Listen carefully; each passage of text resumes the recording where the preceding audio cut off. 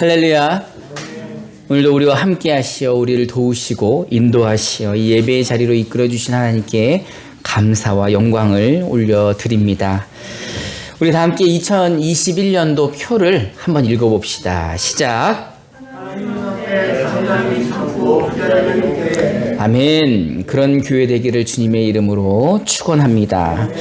오늘은 사순절 첫 번째 주일입니다. 여러분, 사순절은요, 예수님의 순환을 기념하는 교회 절기입니다. 그래서 부활절부터 거꾸로 40일을 계산하는 거예요. 그런데 그 40일 안에는 주일이 6번이 있습니다. 그 6번의 주일을 빼고 나머지 40일을 우리는 사순절이라고 합니다. 이 사순절 기간에는 예수님의 순환을 기념하면서 고난과 그 부활의 영광을 함께 생각하고 또 기도하고 묵상하는 기간입니다. 우리 교회는 지난주 수요일부터 시작된 이 사순절 기간에 함께 기도하기로 했었습니다. 그런데 여러분들 기도하고 계십니까?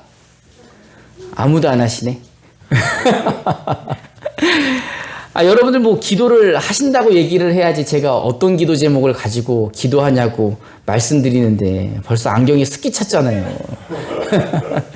저도 어떤 기도 제목을 가지고 기도를 해야 되나 고민을 하다가 이제 여러 가지 기도 제목을 생각해 봤는데 그 기도 제목들이 다 너무 개인적인 거고 너무 내 욕심을 위한 기도인 것 같기도 하고 또 내 정욕을 위한 기도인 것 같기도 하고 자꾸 하나님한테 뭐를 달라고만 기도하는 것 같아서 조금 안타깝고 그렇게 기도하지 않아도 되지 않을까. 왜냐하면 하나님이 누구예요? 하나님이 우리 아버지신데 하나님의 자녀들이 이 땅에서 먹고 사는 문제 가지고 근심, 걱정, 염려하는 것은 꼭 이방인들 같은 거 아닌가라는 생각을 해서 좀 반성을 하게 되었습니다. 우리 마태복음 6장 7절부터 8절을 우리말 성경으로 한번 읽어봅시다. 시작. 또 기도할 때는 이방 사람들처럼 빈말을 반복하지 마라. 그들은 말을 많이 해야 아버지께서 기도를 들어주실 거라고 생각한다. 너희는 이방 사람들처럼 기도하지 말라. 너희 아버지께서는 너희가 구하기도 전에 무엇이 필요한지 아시는 분이다. 아멘. 너희 아버지는 너희가 구하기도 전에 무엇이 필요한지 아시는 분이다. 아니, 어떻게 그 하나님이 그걸 아십니까? 전능하신 하나님이니까요. 온 우주 만물을 창조하시고 다스리시는 하나님이시니까요. 모르는 것이 하나도 없고 못하시는 것이 없으신 하나님이시니까 우리가 구하기도 전에 무엇이 필요한지 아시는 하나님이시죠. 그런데 우리는 연약해서 말을 많이 해야지만 하나님이 들으시는 줄 알고 뭐 이방인들처럼 구하는 거죠. 여기 보니까 빈말로 기도하는 거잖아요. 빈말이 뭡니까? 아버지, 아버지, 아버지, 아버지, 아버지, 주여, 주여, 주여, 주시옵소서. 뭘 더 줬으면 좋겠어요, 여러분? 뭘 그렇게 받기를 원하십니까? 하나님은 우리에게 필요한 거를 말하기도 전에 알고 계시는 그 하나님인데 우리가 그렇게 하나님께 이방 사람들처럼 먹고 사는 거 가지고 구하는 거죠. 여러분, 하나님과 우리가 몇 촌입니까? 1촌이에요, 1촌. 여러분, 1촌이면 얼마나 가깝습니까? 부모 자식 관계예요. 부모 자식인데도 아주 많이 사랑하는 부모 자식 관계인 거죠. 하나님이 저와 여러분을 얼마나 사랑하셨습니까? 하나님이 여러분들을 1촌 삼으시기 위해서 그 아들 예수를, 그 외아들 예수를 십자가에 죽게 하시고 그 보혈로 말미암아 우리를 자녀 삼으셨습니다. 그러니 그렇게 사랑하시는 우리들인데 우리는 그 하나님을 믿지 못하고 아직도 이방 사람들처럼 주여, 주여, 주여, 주시옵소서 이렇게 기도해서는 안 된다라는 겁니다. 그래서 이 사순절 기간에 내가 어떻게 기도해야 될까? 하나님의 뜻에 맞는 기도를 좀 해야 되겠다. 하나님이 어떤 뜻을 가지고 있는지 그 뜻에 맞는 기도를 할 때 하나님이 기뻐하지 않을까라는 생각을 하게 되었습니다. 그럼 하나님의 뜻이 무엇일까요? 오늘 이 말씀을 통해 그 뜻을 저와 여러분들이 함께 찾기를 바랍니다. 저희 집에는 아들이 4명 있죠. 큰 아들 2명 있고 또 작은 아들이 2명 있어서 총 4명의 아들이 있는데 그중에 막내 이 사유리가 4살이 됐어요. 사실 4살이지만 뭐 20몇 개월 된 거죠. 한국 나이로 4살이니까. 저희가 이곳에 내려와서 담임 목회를 한 지가 벌써 7년이 되었습니다. 여러분 그렇게 안 보이시죠? 예, 엊그제 같은데 벌써 7년이에요. 첫 해 내려왔을 때는 40일 금식을 했죠. 왜 40일을 했어요? 40일 금식해야지 위임해 주신다고 그래서 40일을 기도를 했죠. 그 다음에 사유리가 태어나고 그 다음에 사유리가 이렇게 태어났는데 이제 이 사유리가 많이 커서 이제 4살인데 말을 이제 잘해요. 말을 잘하는데 이 말을 하는 중에도 듣기 싫은 말이 있는 거예요. 듣기 싫은 말이 뭘 것 같아요? 반복해서 하는 말. 아빠. 딸기. 이러면은 딸기를 주고 싶다가도 뭘 주고 싶어요? 꿀밤을 주고 싶은 거예요. 아니 알아. 딸기를 나도 주고 싶지. 그러려고 사왔는데 이놈이 자꾸 아빠 딸기 이러면 주고 싶은 것도 안 주고 싶죠. 근데 요즘엔 또 이 절대라는 말을 배워왔어요. 얘는 어디서 배우냐 하면 사혜리가 어린이집에서 뭘 배워오면은 그 말을 그대로 따라하는 거야. 요즘에는 절대라는 말을 알아가지고 싫어가 아니라 절대 싫어. 안 먹어가 아니라 절대 안 먹어. 앉아가 아니라 절대 앉아. 이렇게 막둥이라 그런지 애가 영특한 것 같아. 근데 사실은 영특한 것도 아니에요. 얘가 이제 4살인데 이 쉬는 잘 가리는데 아직도 응가를 잘 가리지 못합니다. 그래서 변기에 가서 응가를 안 하고 꼭 어딘가 숨어서 하는 거예요. 그래서 아니 사유리가 없어졌네? 이러면 어딘가 숨어 있어. 그 숨어서 뭐 하나 보면은 거기서 뭐예요? 똥 싸고 있는 거예요. 근데 지도 낯짝이 있는 거지. 이제 어디 숨어가지고 안 보이는 데 가서 똥 싸고 있는 거예요. 근데 지금 나이가 몇 살입니까? 4살인데 그 4살짜리 똥냄새는 어떨 것 같아요? 귀여울 것 같죠? 절대 안 그래요. 어른이랑 똑같은 냄새가 나는 거예요. 이 똥싸개를 그냥 혼쭐을 내고 싶고 그냥 어떻게 하고 싶은데 또 그럴 수는 없는 거죠. 왜 그러지 못합니까? 사랑하는 아들이잖아요. 사랑하는 아들인데 똥 쌌다고 갖다 버리면 돼요? 사랑하는 아들인데 혼쭐 내선 되겠습니까? 그래서 그냥 귀여워서 똥싸개라고 놀리는 거죠. 이 똥싸개 같은 녀석. 근데 사실은 이 똥싸개를 설교 예화에 사용하는 것도 아직은 사유리는 아직 아무것도 몰라서 유튜브를 본다고 알겠어요. 아마 사음이나 사야 같았으면은 아마 명예훼손으로 고소했을지도 몰라요. 여러분 제가 이 똥싸개를 버리지 않고 야단치지 않는 이유는 뭡니까? 왜 이렇게 웃으면서 그 똥 싸는 녀석을 이야기를 할까요? 제 아들이라 그렇죠. 제 자식이라 그렇고 나랑 일촌이기 때문에 내가 그 더러운 똥도 갖다 버리고 그렇게 숨어서 똥을 싸는데도 귀여워하고 이뻐하는 거죠. 여러분 이런 제가 그 똥싸기한테 바라는 게 뭘까요? 그 똥싸기가 뭘 하기를 바랄까요? 그냥 행복하게 잘 살기를 바라는 거죠. 건강하게 잘 자라기를 바라는 거죠. 그냥 그 똥싸개랑 그냥 우리 가정 안에서 행복하게 서로 사랑하며 살기를 바라는 겁니다. 사실 우리 하나님 아버지도 우리에게 바라는 게 무엇일까요? 우리랑 서로 사랑하는 거예요. 하나님이 우리를 사랑하신 것처럼 우리도 하나님을 사랑하기를 바라고 계신 겁니다. 하나님이 우리를 사랑해 주신 것처럼 우리도 우리의 이웃을 내 몸처럼 사랑하기를 바라고 계시고 예수님이 우리를 사랑하신 것처럼 서로 사랑하며 살기를 바라고 계신 것입니다. 여러분 이런 하나님이 멋지지 않으십니까? 이런 멋진 하나님을 여러분들은 누구라 부르고 계십니까? 아버지라 부르고 계십니까? 여러분 근데 이렇게 멋진 하나님을 이렇게 전능하신 하나님을 못하시는 것이 없는 하나님을 온 우주 만물을 창조하시고 다스리는 이 하나님을 우리가 어떻게 아버지라 부르게 되었습니까? 우리 요한복음 1장 9절부터 12절을 우리말 성경으로 한번 읽어봅시다. 시작. 참 빛이 있었습니다. 그 빛이 세상에 와서 모든 사람을 비추었습니다. 그분이 세상에 계셨고 그분이 세상을 지으셨지만 세상은 그분을 알아보지 못했습니다. 그분이 자기 땅에 오셨지만 그분의 백성들이 그분을 받아들이지 않았습니다.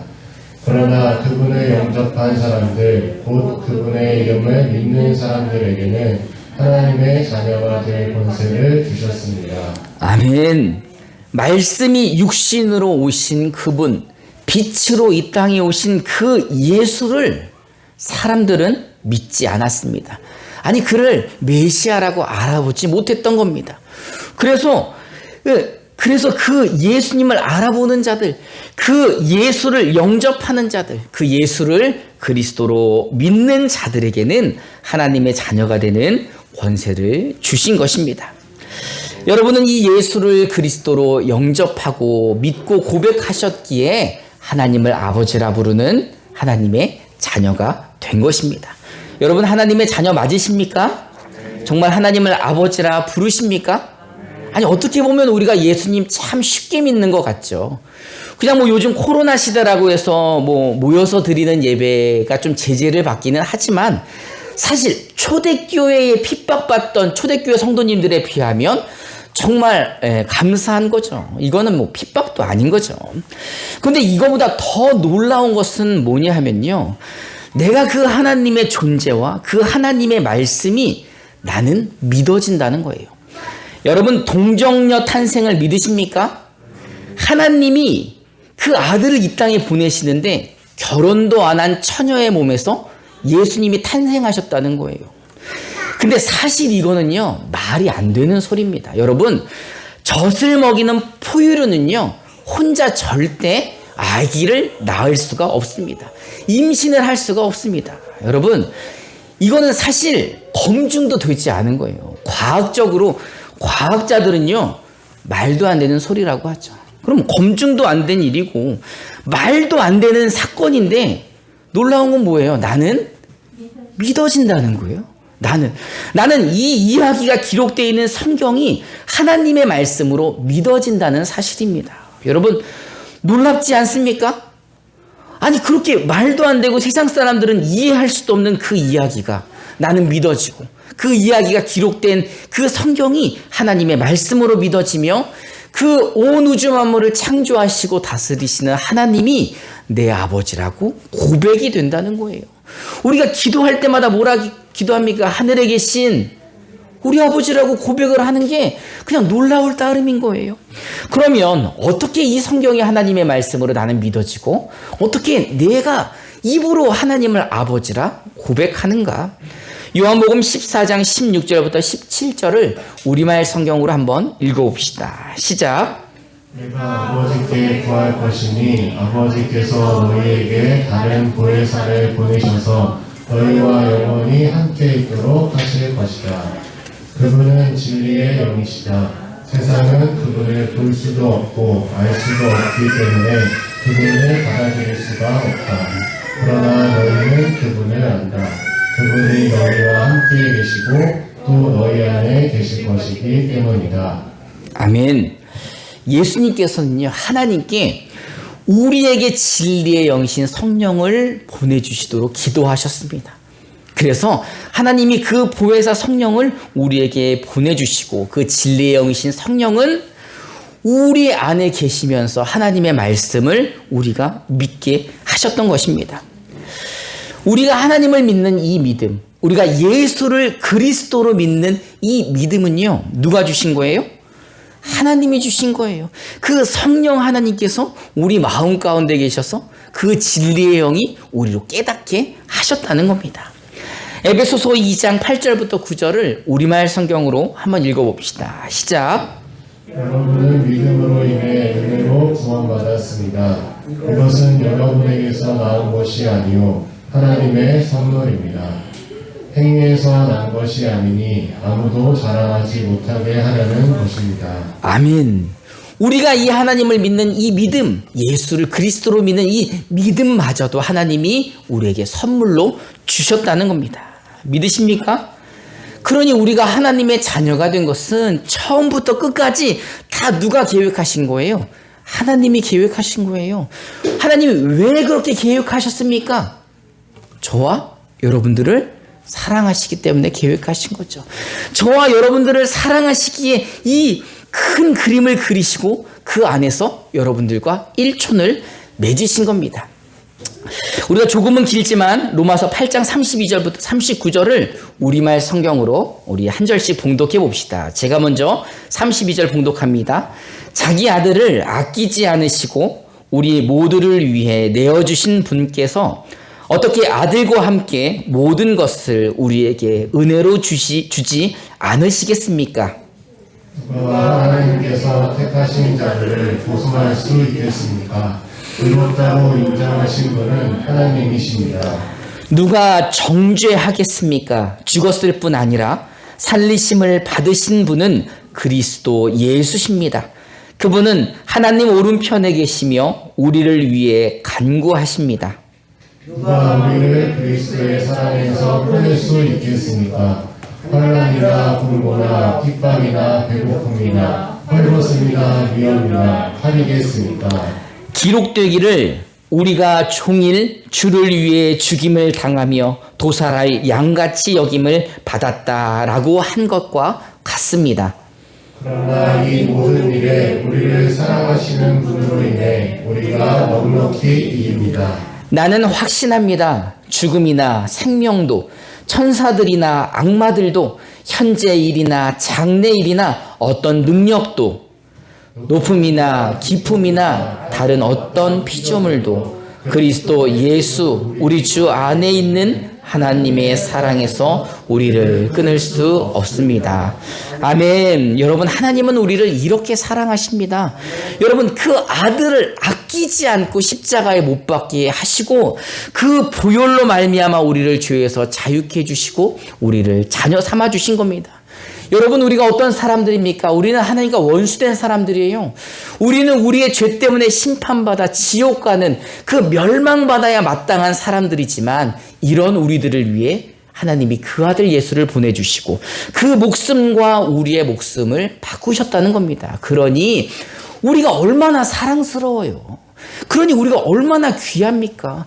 그러니 하나님이 우리를 사랑하지 않을 수가 없는 것이고 하나님이 그렇게 사랑하는 우리를 하나님과 우리의 사랑을 그 누구도 끊을 수가 없다는 것입니다.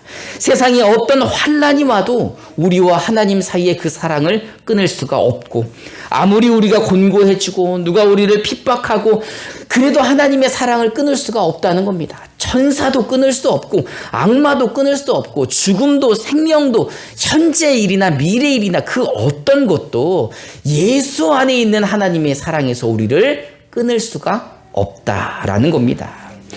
여러분, 하나님은 이렇게 형언할 수 없이 크신 사랑으로 저와 여러분들을 사랑하고 계십니다.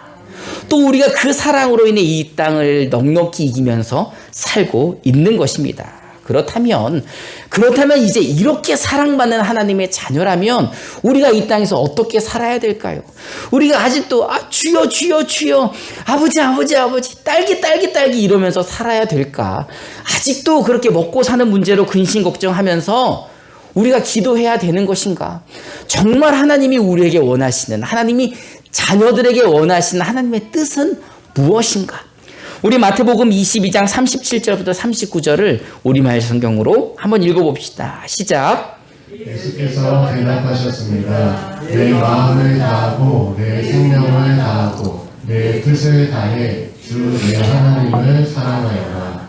이것이 가장 중요하고 으뜸되는 계명이다. 그리고 둘째 계명도 이와 같다. 내 이웃을 내 몸처럼 사랑하여라. 아멘.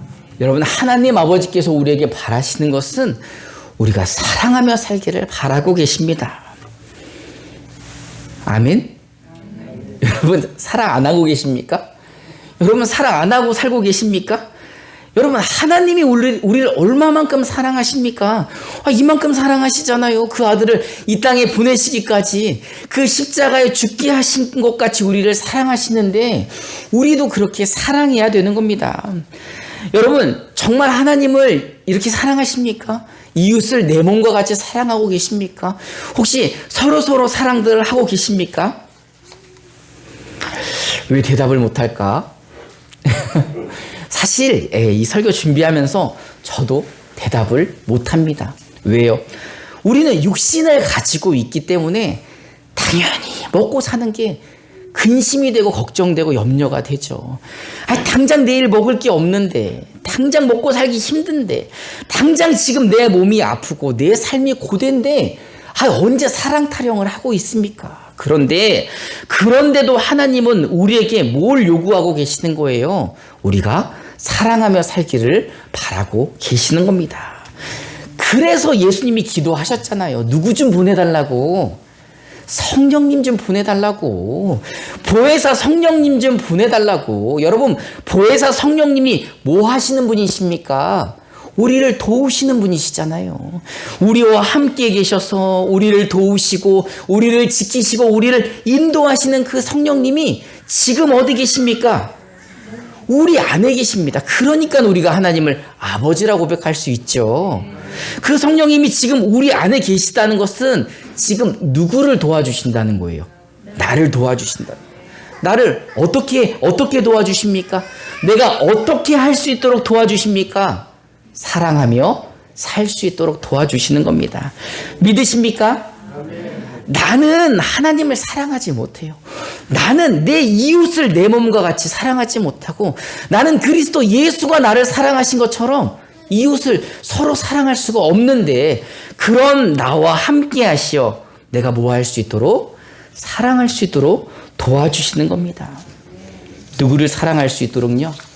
하나님을 사랑할 수 있도록, 내가 내 이웃을 내 몸과 같이 사랑할 수 있도록, 예수님이 나를 사랑하신 것처럼 나도 서로 사랑하며 살 수 있도록 지금 누가 도와주고 계십니까?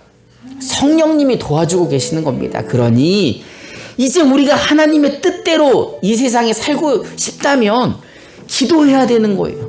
뭘 놓고 기도해야 됩니까? 하나님, 성령님, 내가 사랑할 수 있도록 도와주시옵소서.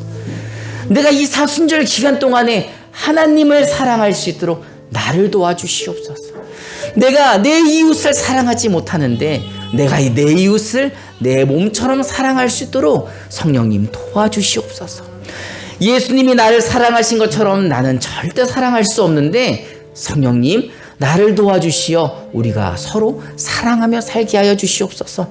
이렇게 우리는 기도해야 되는 겁니다. 여러분, 이제 이렇게 기도하시겠습니까? 여러분, 우리가 이렇게 기도해야 됩니다. 그래야지만 우리가 하나님의 자녀들처럼 이 땅에서 살 수가 있는 것이고, 우리가 그런 삶을 살 때 하나님이 우리의 삶을 통해 영광 받으시는 거죠. 사실 그렇게 살기 진짜 힘드시죠? 그래서 기도하는 겁니다. 그래서 성령님의 도움이 필요한 겁니다. 이제 이 사순절 기간 동안 우리 모두 더욱 하나님을 사랑하기 위해, 이웃을 내 몸과 같이 사랑하기 위해, 서로 사랑하기 위해 뭐 해야 됩니까? 기도합시다. 우리 그렇게 사랑하게 해달라고 기도하고 그렇게 사랑하는 저와 여러분 되시기를 주님의 이름으로 축원합니다. 우리 이 시간에 함께 찬송하고 결단하는 시간을 갖도록 하겠습니다.